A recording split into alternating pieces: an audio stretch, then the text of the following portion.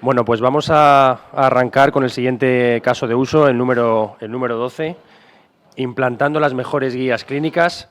Me acompañan a mi izquierda don Baltasar Lobato, médico y, como él mismo me ha dicho, consultor desde hace más de 30 años en soluciones de tecnologías sanitarias y consultoría sanitaria, ¿no? Y a mi derecha está Vidachi Marín, que es responsable del área de gobernanza y calidad del Servicio Andaluz de Salud. Como todos sabéis, antes de esta sesión se ha planteado una pregunta, está proyectado el resultado de la misma, el resultado de vuestras respuestas. La pregunta era: ¿cuál es la mejor forma de incorporar el contenido y la estructura de las guías clínicas en los sistemas de información sanitarios?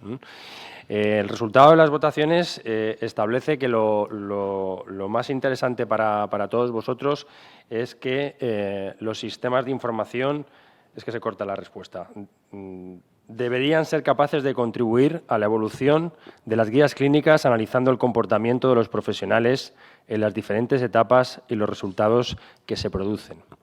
La siguiente respuesta más votada es que los sistemas de información, haciendo uso de la información de las guías, deberían ser capaces de detectar en qué etapa se encuentra un paciente y proporcionar sugerencias e indicaciones basadas en el conocimiento de las guías.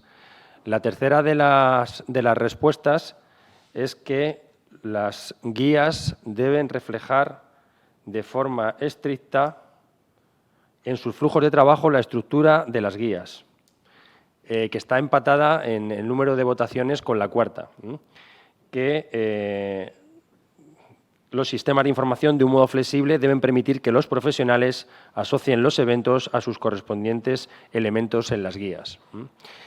La última de ellas, de las respuestas, es que deberían facilitar la consulta de los correspondientes documentos. No es necesario más.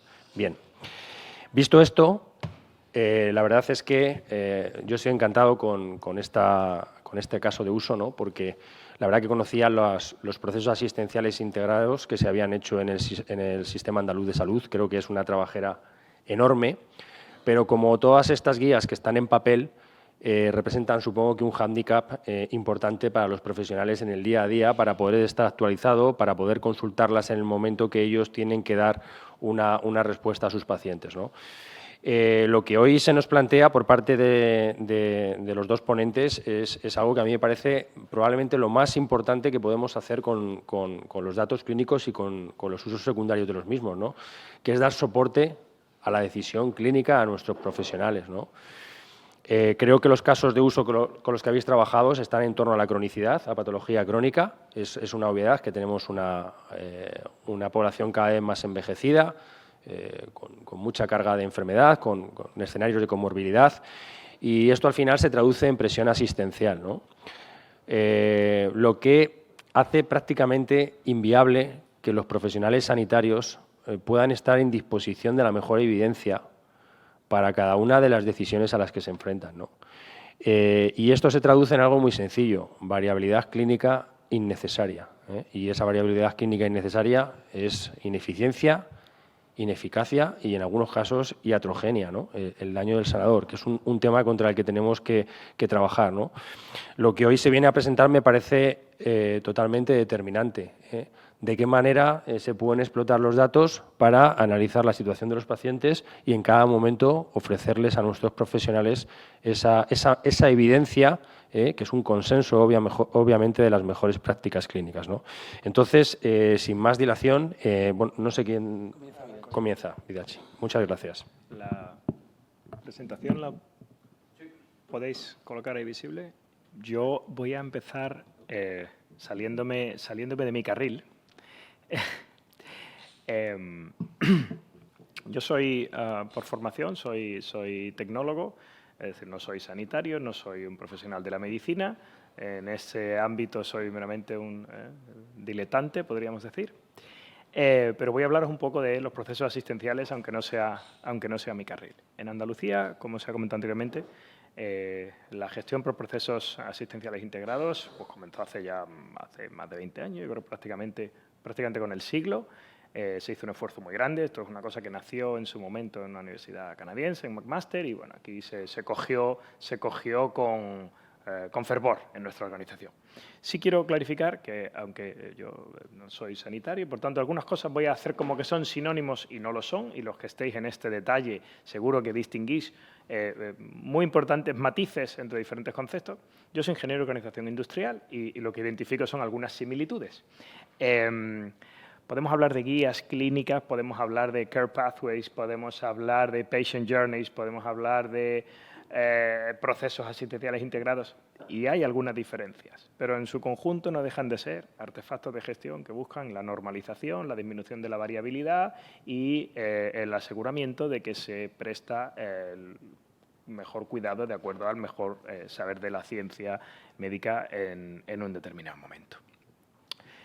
Por tanto, bueno, pues el objetivo de los procesos es ese, reducir la variabilidad, asegurar la calidad, tener en cuenta una serie de aspectos que se quieren primar en el ámbito de la asistencia sanitaria desde el punto de vista del diseño de la gestión. El catálogo actual de procesos asistenciales integrados en Andalucía está por encima de 70. Yo la última vez que lo miré había 72 procesos. Ahí existe un circuito de revisión, reedición de esos procesos. Bueno, el criterio de priorización, pues la prevalencia de las diferentes patologías o la importancia de asegurar su calidad, aunque no se trate de patologías con gran incidencia. Y hay una guía y un marco conceptual para el desarrollo de los procesos asistenciales que establece, como os decía, una serie de principios básicos que deben informar la elaboración de estos procesos, ¿vale? Aspectos relacionados con la gestión clínica, con el acceso equitativo y la igualdad de oportunidades, con la autonomía del paciente, con la personalización de la asistencia, con asegurar la continuidad asistencial, contemplar las competencias específicas de los diferentes profesionales que participan en las diferentes etapas o procesos de la secuencia, etcétera, ¿vale? Y aparece ahí las tecnologías de la información y la potenciación de su uso, que es un poco el núcleo del conjunto de la pregunta que se planteó para este caso de uso y las posibles respuestas que hemos estado viendo que habéis dado. Bien, el tema del uso de la tecnología va al núcleo del problema operativo que se nos presenta con estos procesos o con las guías, y es el elevado número de guías, el elevado número de etapas, procesos, etcétera, que hay en cada uno de ellos. Es decir, por mucho que el propio planteamiento de diseño de las guías incluye que se contemplen en el diseño los aspectos de formación, diseminación, difusión, etcétera, incorporación en la práctica clínica habitual, pues es complejo. Es complejo porque, bueno, hay reediciones, hay revisiones, la gente está muy ocupada, la presión asistencial es muy elevada y tener, digamos, en el criterio personal todo ese conjunto de información es difícil. Por otro lado, tampoco es a menudo factible incorporar de una manera, a modo de corsé, la estructura estricta del proceso, y decir, si en el momento que es decir, forzar a los profesionales a tener un funcionamiento declarativo, inserto al paciente en este proceso y la herramienta es la que va tomando todas las decisiones de qué he de hacer y de una manera absolutamente programática, ¿vale? Así que hay que encontrar algo pues intermedio. Esta parte, creo que era la primera que contabas tú, ¿no? Pásamelo por aquí. Sí.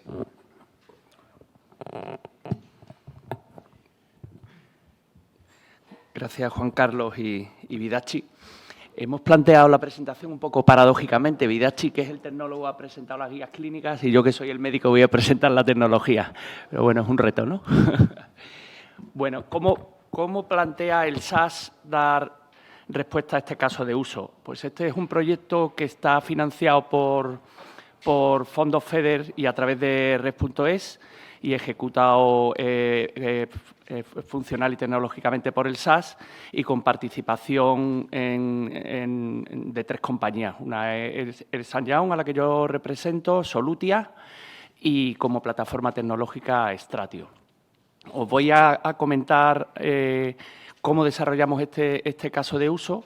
La idea es que un médico de primaria dispone de 10 minutos para atender a un paciente que es posible que tenga 3 patologías crónicas, como una bronquitis crónica, una insuficiencia cardíaca o una diabetes, y en esos 10 minutos tiene que saber qué actividad o qué acción le marcaría el PAI y ejecutarla en 10 minutos, aparte del motivo de consulta. Y nosotros lo que hemos trabajado es en generar desde la plataforma de Big Data avisos que permitan al médico de primaria tomar la decisión correcta respecto a la acción que propone cada uno de esos 3 PAIs en un solo momento clínico, ¿no? Vamos a ir detallándolo un poquito más adelante. ¿Cómo se dice? ¿Ahí? Vale. Es un proyecto, el proyecto se planteó a 3 años. Yo creo que está muy bien definido, nosotros lo hemos ejecutado, pero creo que la definición está muy bien hecha y yo creo que puede ser un referente importante a la hora de plantear los proyectos de espacio de datos en otras comunidades autónomas. Se planteó como un proyecto end-to-end donde los adjudicatarios teníamos que poner desde la plataforma tecnológica hardware, el software, la implantación, la carga de datos de toda la plataforma. Para que os hagáis una idea, dentro de la plataforma están ya más de 50.000 tablas, es decir, todos los datos que manejan los sistemas transaccionales, desde la historia clínica a los sistemas de receta, a todos los que hay en el SAS están cargados dentro de la plataforma. Algunas de las tablas tienen, como la de analítica, 1.500 millones de entradas. O sea, el sistema que hemos montado contiene toda la información relevante para desarrollar casos de uso. Y el proyecto planteaba en estos 3 años el desarrollo de 13 casos de uso, que luego os comentaré algún ejemplo de cada uno de ellos. Esta es la fase final. Yo creo que algunas de las lecciones aprendidas, hay casos de uso que son clínicos y casos de uso que son de gestión. Si veis, se van planteando oleadas de casos de uso. Aquí el cuello de botella fundamental es la disponibilidad de profesionales funcionales que nos ayuden a definir los casos, con lo cual teníamos que hacer oleadas de 2 en 2 para no saturar a esos profesionales. Veis que la longitud en el tiempo de los distintos casos es diferente, porque al principio del proyecto ya se definió que hay casos de uso que son sencillos, de una complejidad media y muy complejos. Y en función de esa complejidad pues lo fuimos colocando en el tiempo de tal manera que cumpliésemos el requisito de no tener más de 2 en marcha, sobre todo en la fase inicial, que es donde más participan los profesionales, y veis que están ya prácticamente cerrados todos, menos los dos últimos que esperamos cerrarlos antes de final de año. La metodología para el diseño de los casos de uso está basada en CRISP. La flechita amarilla a veces retorna otra vez al principio porque tenemos que hacer una especie de pilotaje para verificar que los datos son capaces de resolver el caso de uso planteado, y una vez que obtenemos cierta evidencia de que va a tirar hacia adelante, pues cerramos el círculo. De los 13 que se plantearon inicialmente, se han desarrollado 12 y tuvimos que tirar de unos casos de uso de repuesto que había por si alguno de ellos no era posible ejecutar. Y eso nos ha permitido incluir uno que veis por ahí, que es muy interesante, que es el de un modelo predictivo de sepsis en unidades de cuidados intensivos. Los que están en gris claro son de carácter asistencial y los que están en gris oscuro son de carácter más de gestión. Ejemplos. En el ámbito de gestión hemos desarrollado un algoritmia que permite redistribuir la carga de los cupos de atención primaria en función no del número de pacientes, sino de la carga de enfermedad y de demanda de dichos pacientes. Todo esto con una información geográfica y con el planteamiento de migración desde la situación actual, donde hay un desbalance tremendo, a una situación futura donde todo estuviera equilibrado. Por ejemplo, sistemas también de predicción de lista de espera hemos desarrollado en el ámbito de gestión.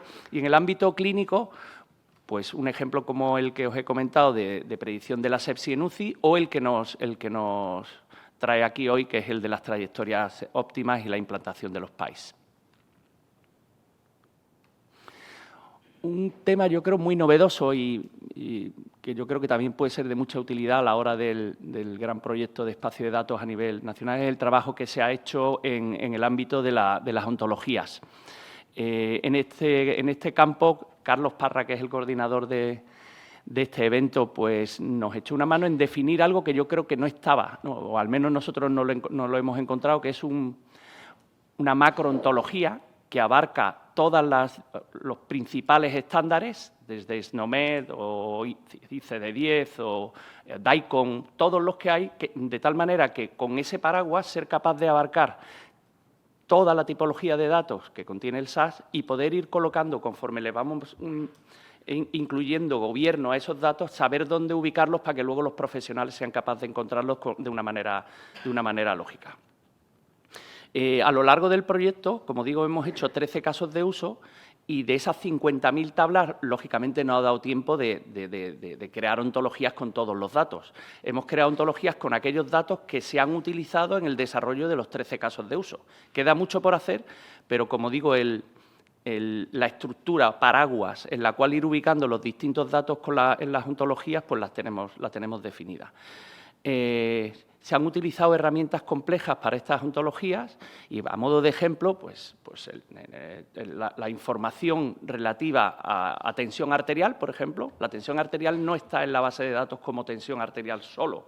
La tensión arterial tiene que tener la fecha en la que se tomó la tensión arterial, si estaba tomando antihipertensivos, si estaba tumbado o estaba de pie, si se la tomó en una farmacia o si se la tomó en una unidad de cuidados intensivos. Eso es lo que le da valor al dato. Y esos datos los estamos estructurando de esa forma, de tal manera que luego sean explotables con esa información de valor.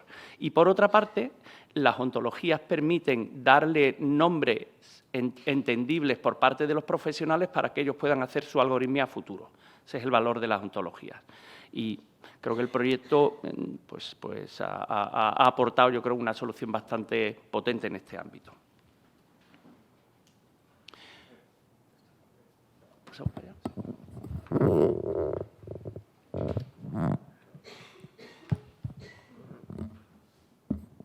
Gracias, Balta. Bueno, como si me aguanto y me muerdo la lengua me voy a encontrar mal, aprovecho para deciros que el caso que Balta ha comentado que tuvimos que abandonar ese instituto y por otro fue por culpa del señor Elon Musk, que una API de acceso gratuito pues pasó a costarnos $40.000 al mes y pues tuvimos que cancelar el caso de uso correspondiente. Y por suerte pues teníamos casos de reserva.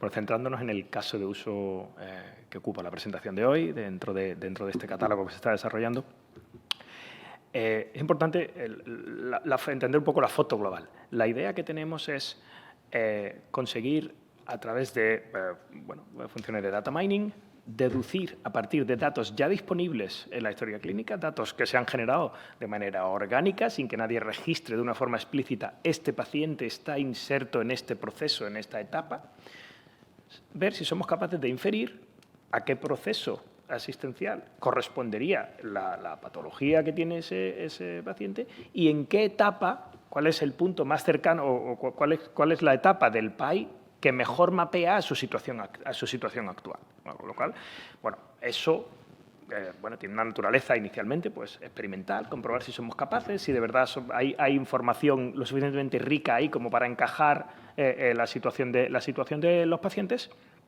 Y, bueno, el objetivo, pues, el propio mismo de la propia guía, es decir, optimizar el uso de recursos, reducir la variabilidad. ¿Me pasas la...? Ahí. Y reducir la variabilidad clínica.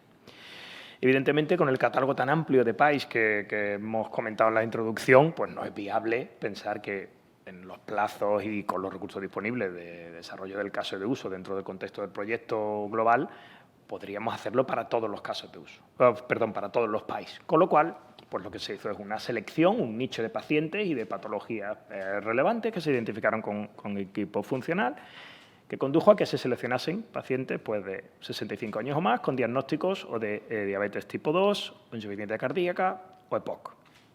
Y lo que se trata es de inferir, como os decía, en qué momento de la trayectoria se encuentran y, a partir de eso, más las características del paciente, pues se dan cuenta, cuál sería la siguiente indicación, los mensajes relevantes o cuáles son los siguientes pasos de acuerdo a lo que establece el correspondiente PAI.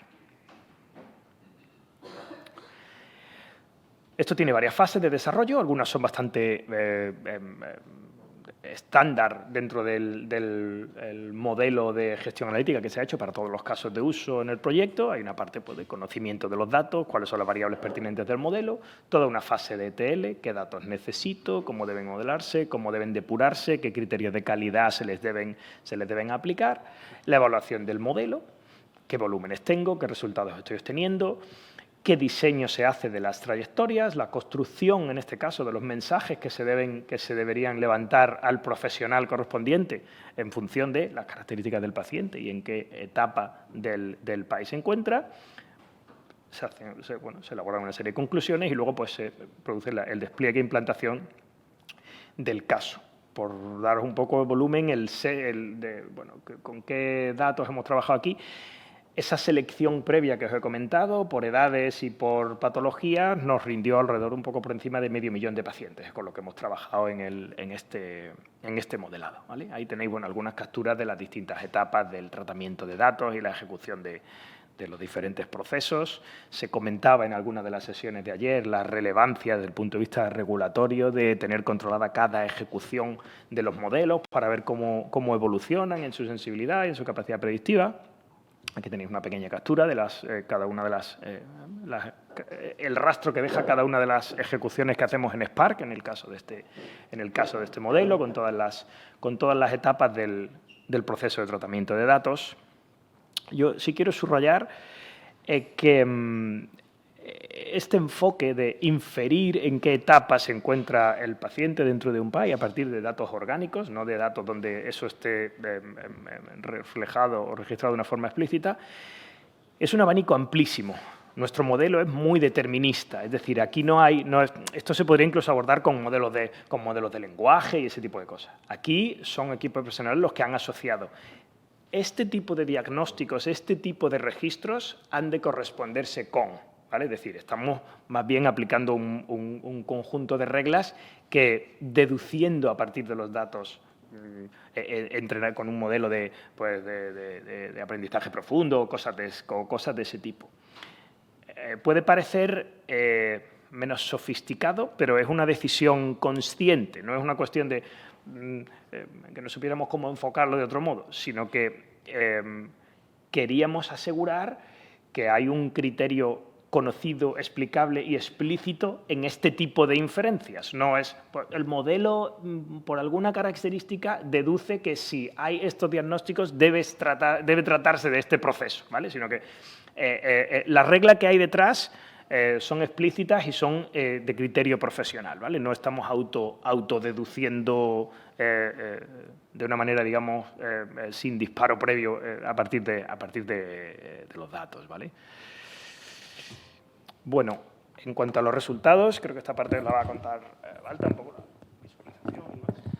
No, aquí un tema importante dentro del proyecto, antes de comentar, hay dos tipos de casos de uso que hemos desarrollado. Unos que son más de tipo analítico, que se realizan con dijéramos, offline, es decir, por ejemplo, el análisis de los cupos, y otros como este que realmente el impacto está en que se integre en la historia clínica para que el profesional sea capaz de tomar la decisión no teniendo que entrar en otro sistema. Entonces, eso que llamamos la operativización de los casos de uso es este ejemplo.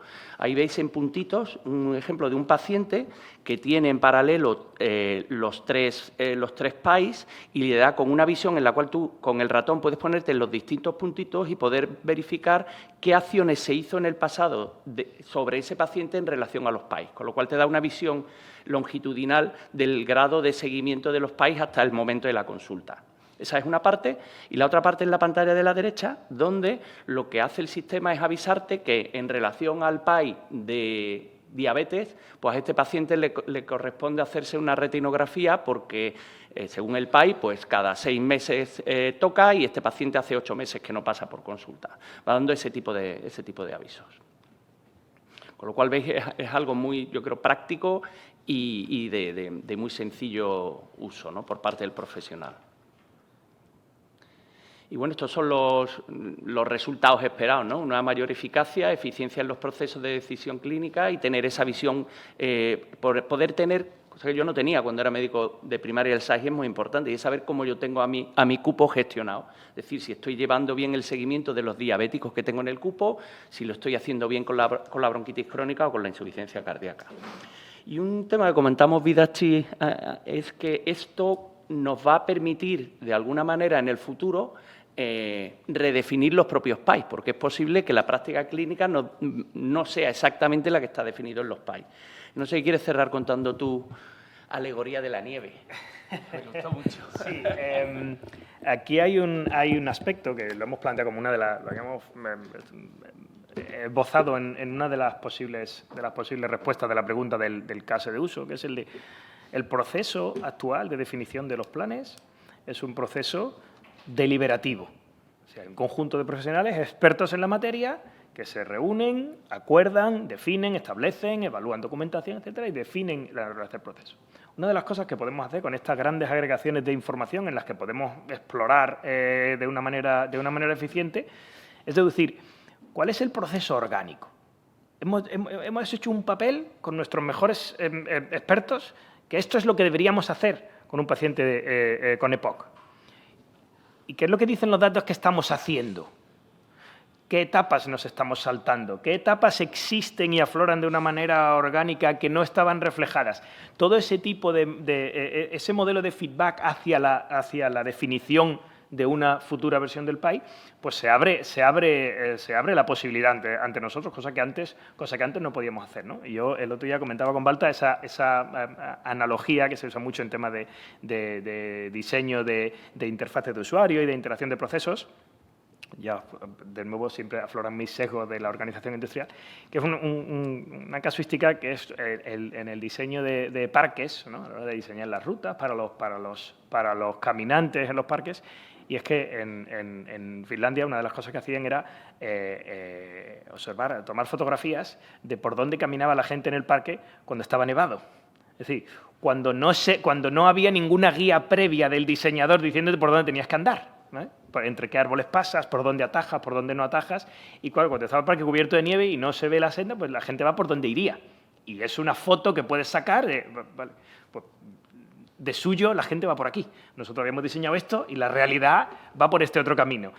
¿La realidad es algo a corregir o algo a imitar? Pues esa será una discusión a tener, pero es bueno tener las dos fotos para poder hacer esa comparación entre por dónde tira la gente si no ven la línea y por dónde está la línea que habíamos trazado, ¿vale? Y bueno, pues esa es la foto de este caso de uso entre el conjunto que estamos trabajando en el proyecto. Esperamos que os haya resultado interesante. Muy bien, muchas gracias. Nos quedan 5 minutos para hacer preguntas. Si en el auditorio alguien está interesado. Sí, por favor, un micrófono ahí. Y bueno, y luego Carlos Parra. ¿Qué tal? Bueno, primero enhorabuena a Vidachi y al equipo de Baltasar por la presentación, por el proyecto. El valor que aporta es más que evidente. Yo soy Miguel Pedrera, del Hospital 12 de Octubre de Madrid. Mi pregunta no va tanto en el tema del modelado de los procesos, que ahí estoy seguro que con la ontología, con la ayuda de Carlos, con la 13940 se ha hecho de manera fantástica, sino más relativa al modelado de la información que rodea los procesos, ¿no? Tanto la información que se debe generar, la información que se debe mostrar al clínico, registrar en cada punto del proceso. Mi pregunta va si se está haciendo o se planea hacer que este modelado de la información de salud se haga a través de estándares abiertos, por ejemplo, a través de arquetipos OpenHR, además de terminología, como habéis comentado, que permita que estas herramientas que estáis haciendo tan útiles sean mucho más trasladables al resto del SNS y que además otras herramientas externas que puedan ser utilizadas junto a la vuestra tengan mucho más sencillo el adaptarse a vuestro desarrollo en lugar de ir hacia modelos de datos y de información desarrollado de manera más local y que no permite una traslación directa de los desarrollos. Bueno, muchas gracias.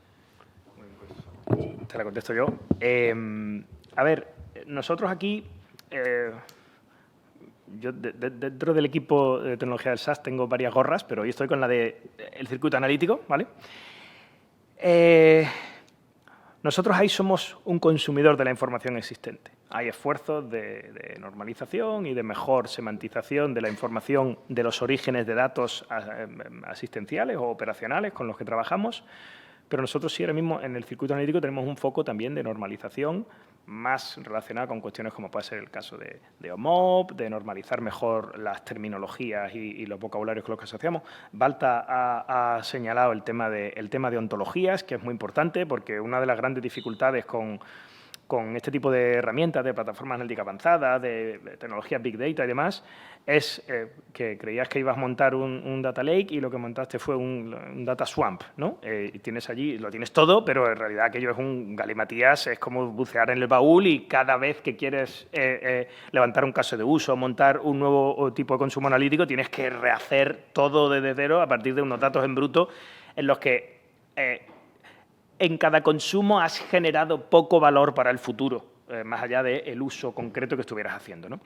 Entonces es importante, aunque parezca parece porque lo es, un esfuerzo muy grande en los aspectos de gobierno del dato y de normalización, el trabajar en terminologías más del negocio, más funcionales, de manera que pues todas esas mapeos, correspondencias, categorías, ontologías, las tengas explícitas y puedas consumir datos en unos términos que no requieren saber cómo se llamaba esa tabla o ni siquiera qué aplicativo es el que registra esa información. Para mí eso es irrelevante. Si yo quiero saber determinadas constantes o determinados diagnósticos que se han producido o resultados, a mí me da igual si eso lo capturas con una sola herramienta, con 35 herramientas distintas o qué parte de tu... Porque eso además, bueno, tu álbum de cromos de aplicaciones de negocio puede obedecer a 40.000 criterios distintos, es decir, históricos, esto es que lo compramos, pero luego no lo quisimos extender y pusimos esta otra solución, hicimos una solución corporativa, pero no alcanzaba y la suplementamos con otra cosa. Es decir, todo eso, tradicionalmente, yo os lo cuento con total franqueza y asumo que eso ocurre en todas partes, ¿vale? Todo eso, tradicionalmente, ha estado muy visible, muy presente y condicionaba la forma en la que consumen los datos en el circuito analítico. Era una realidad de la que no era fácil abstraerse. Si es de este origen, si no es de este origen, estos vienen formateados estos vienen en este estándar y estos no. Bueno, es el mismo estándar, pero este fabricante tiene su propio sabor, ¿no? Una cosa terrible, lo de los sabores dentro de los estándares. Cualquiera que haya tocado Daikon aquí sabe de qué hablo. Entonces, para nosotros es un esfuerzo muy importante. Un problema que sí es cierto es que hay determinadas cuestiones, como mencionabas, el arquetipado, o cosas como OpenHR y demás, y es que algunos de esos planteamientos son un poco, en mi opinión, demasiado de folio en blanco a veces, ¿no? Es decir, si reinventásemos el modelo sanitario otra vez, ¿cómo empezaríamos? Pues lo haríamos todo a limpio desde el principio. Y ya, pero me cuesta ver, vale, pero estando como estamos, es decir, que llevamos 35 años en esto, y que no vamos a poder resetear todo, ¿cómo hacemos esa transición, ¿no? Pero, en todo caso, yo creo que en lo referente a circuitos analíticos, estamos estos días hablando mucho del espacio de datos, tanto a nivel nacional como a nivel europeo. Si no normalizamos esas cosas, es totalmente imposible, ¿no? Es decir, que nosotros hemos hecho algunos esfuerzos locales tradicionalmente al respecto de consolidar toda esa información. Mal que bien, la mayoría de regiones españolas ya hemos trabajado en algún modelo, ¿no?, de bases poblacionales y ese tipo de cosas donde agregas todo lo que la comunidad tiene sobre los pacientes y demás, pero en general se ha trabajado pues muy vinculado, como decía, a los modelos de datos de los que venía tu origen del dato. Y ahora pues tenemos que dar ese salto a modelos más normalizados, como se está trabajando, bueno, también la propia AEMS en el proyecto BIFAP, está también un poco en esa línea y demás, ¿no? O sea que ahí estamos muy implicados con el tema de la normalización, tanto en la parte operacional como en la parte analítica de uso secundario. Sí, había otra pregunta aquí, por favor. ¿Podéis pasar el micrófono?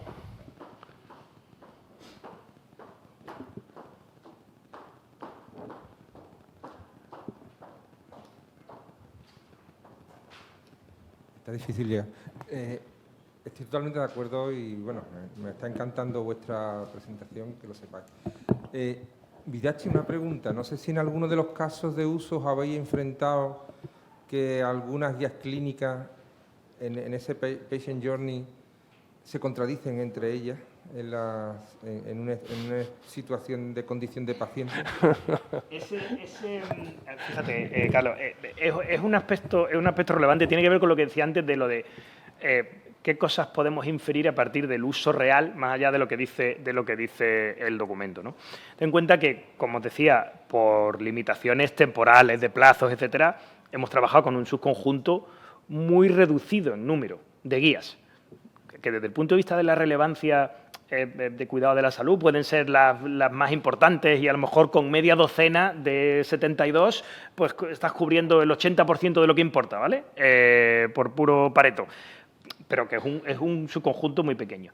Ese tipo de cosas pueden suceder, el que haya incongruencias, es decir, si sigo lo que dice este PAI, pero a la vez estás en te estoy pidiendo 3 veces lo mismo, o estoy generando un bucle, o esto debería ser precedido por aquí. Es decir, ese tipo de inconsistencias afloran una vez que modelas, porque el PDF lo aguanta todo. Yo tengo que decir que los PAI llevan en el sistema sanitario público un poco más de 20 años y yo llevo justo un poquito menos, ¿vale? Pero según llegué y los descubrí y los encontré, siempre traté de que alguien me dijera, ¿dónde está la versión programática de esto? En el PDF habéis puesto un flujograma que alguien ha hecho con... ¿Dónde está la versión programática de este dibujo? Y solo he conseguido el dibujo.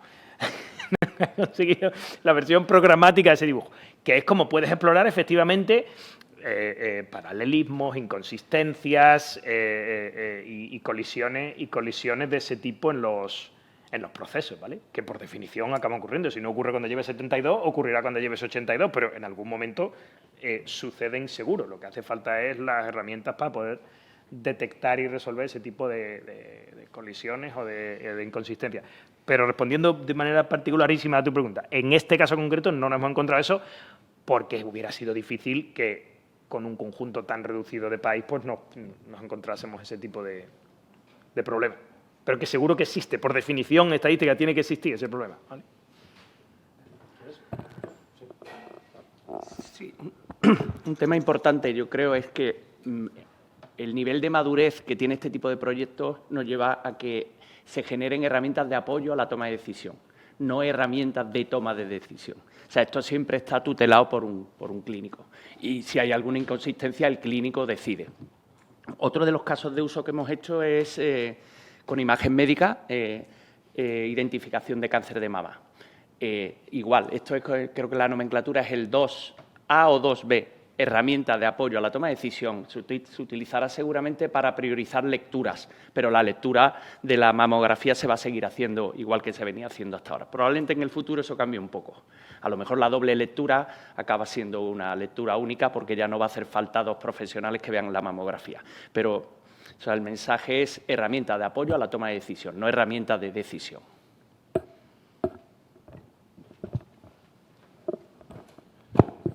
Muy bien, pues muchas gracias, Vidachi, muchas gracias, Baltasar.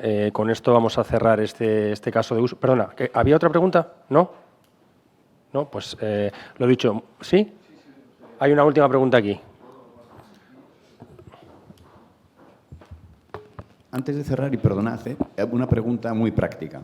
Y vuelvo a tu símil de la nieve. Creo que el trabajo es tremendo, ilusionante, precioso. Pero el día después ya tenemos la foto de por dónde han andado. ¿Cómo se consigue?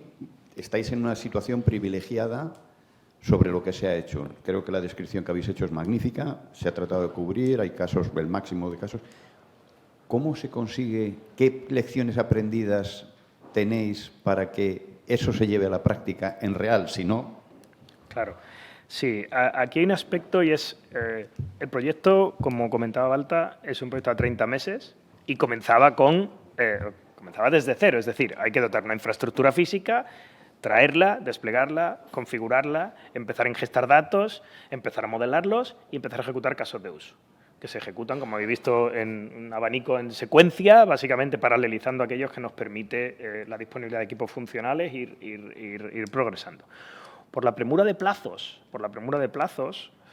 se tomó la decisión, y eso fue una decisión previa nuestra, junto con el equipo de Red.es, de que no se incluían como alcance del proyecto los trabajos de integración con los sistemas de información asistenciales, sino que eso es algo que luego, pues, de forma autónoma, con posterioridad al proyecto, en aquellos casos donde consideramos que merece la pena seguir, abordará el SaaS, porque las dependencias que incurríamos de plazo, de disponibilidad de recursos, de prioridad en los desarrollos, etcétera, con los equipos que trabajan en el software asistencial, pues nos hubiera imposibilitado abordar en estos 30 meses todo este abanico tan grande de casos de uso. Entonces, en todos ellos hemos definido un alcance. Pues el caso termina con que la generación de unos cuadros de mando o con la publicación, desarrollo y publicación de una API que permita consumir el modelo, etcétera, pero no aborda de forma interna al proyecto la integración con los sistemas asistenciales. Esto creo que responde parte de la pregunta. Es decir, ahora mismo lo que tenemos aquí es un ejercicio fundamentalmente experimental que nos permite empezar a visualizar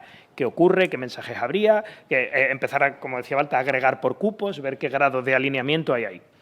Ese es un trabajo exploratorio que habrá que profundizar para que sirva para lo que yo comentaba de revisión de las guías y demás. Es decir, coger una de ellas, empezar a ver, oye, ¿cuál es la etapa que más se salta? ¿Cuál es la etapa que más se cumple? La que se salta por problemas de plazo, es decir, había una solicitud de cita, pero la situación empeoró de una manera generalizada antes de que estas citas pudieran darse, o se salta porque realmente la mayoría de facultativos lo están considerando superflua, prescindible o ha sido sustituida por otro tipo de intervención anterior, ¿no? Ese es el trabajo exploratorio. Actualmente, lo que te respondería es, no tenemos todavía una definición metodológica de qué tipo de analítica vamos a hacer aquí para acompañar la revisión de los PAI.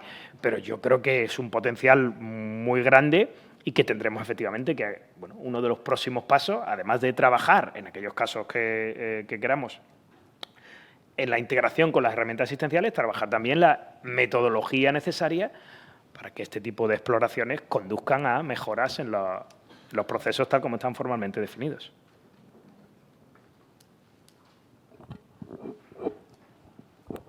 ¿Hay alguna pregunta más? Vale, pues muchísimas gracias, Vidachi, muchísimas gracias, Baltasar. Ahora sí, ya damos por cerrada esta sesión. Muchas gracias a todos.